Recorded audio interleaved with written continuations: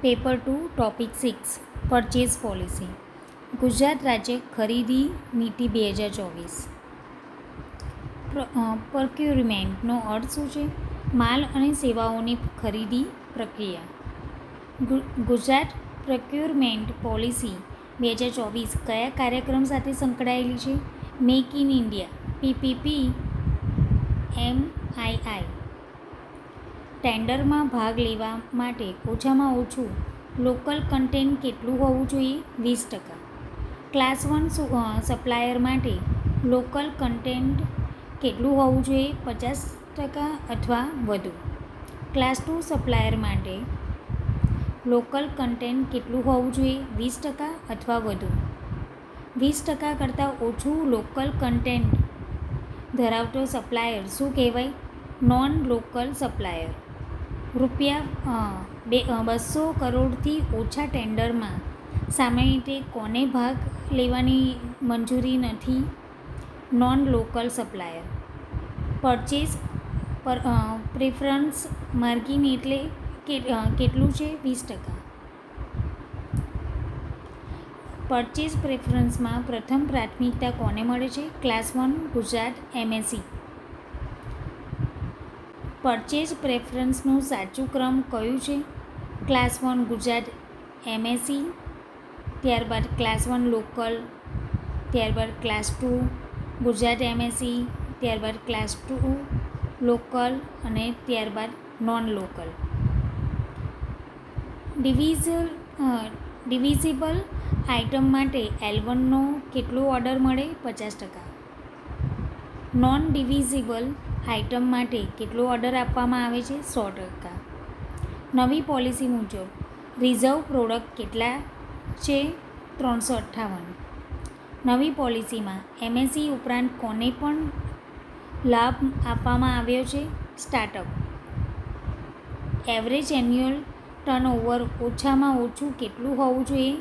Bid value કરતાં 2 ગણું. EMDનો સંપૂર્ણ અર્થ શું છે? Ernst money deposit. ટેન્ડર ફ્રીમાં સ્ટાર્ટઅપને શું મળે છે? એક્ઝમ્પશન. નીચેનામાંથી કોને EMDમાં છૂટ મળે છે? MSME. જેમનું સંપૂર્ણ નામ શું છે? Government e-marketplace. નવી પોલિસી મુજબ ખરીદી ક્યાંથી કરવી ફરજિયાત છે? જેમ પોર્ટલ. જેમ પર વસ્તુ ઉપલબ્ધ ન હોય તો શું કરવું? ટ્રાયલ એપ્રુવલ લેવી. નવી પોલિસી મુજબ રૂપિયા ખાલી ક્યાંથી ઉપર ઈ ટેન્ડર ફરજિયાત છે? ₹1,00,000. જૂની પોલિસીમાં ઈ ટેન્ડર ક્યારેથી ફરજિયાત હતું? ₹5,00,000. BIS સ્પેસિફિકેશનનો મુખ્ય હેતુ શું છે? ગુણવત્તા સુધારવી.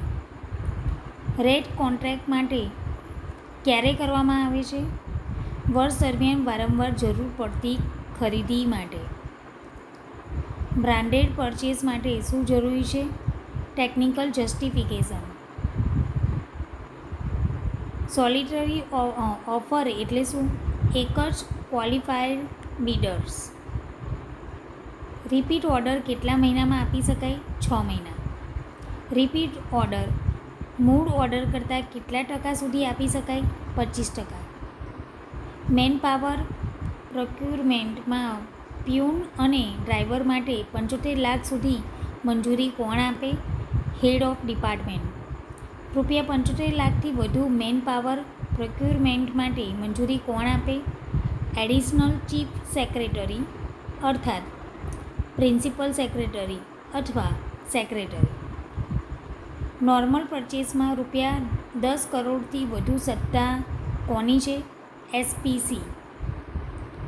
બ્રાન્ડેડ પરચેઝ માટે બ્રોશર અને કેટલોગ શા માટે જરૂરી છે? Price justification. માઇક્રો એન્ટરપ્રાઇઝની નવી ટર્નઓવર લિમિટ કેટલી છે? ₹10 કરોડ. સ્મોલ એન્ટરપ્રાઇઝની નવી ઇન્વેસ્ટમેન્ટ લિમિટ કેટલી છે? ₹25 કરોડ. મીડિયમ એન્ટરપ્રાઇઝની નવી ટર્નઓવર લિમિટ કેટલી છે? ₹500 કરોડ. ક્લાસ 1 સપ્લાયર માટે મિનિમમ લોકલ કન્ટેન્ટ કેટલું છે? 50% અથવા વધુ. પરચેઝ પ્રેફરન્સ માર્જિન કોને મળે છે? ગુજરાત એમએસસી અને એમઆઈઆઈ સપ્લાયર. પ્રોક્યુરમેન્ટ પોલિસીનો મુખ્ય હેતુ શું છે? પારદર્શક અને ગુણવત્તાયુક્ત ખરીદી. પોલિસી મુજબ સૌથી મહત્વનું પોર્ટલ કયું છે? જેમ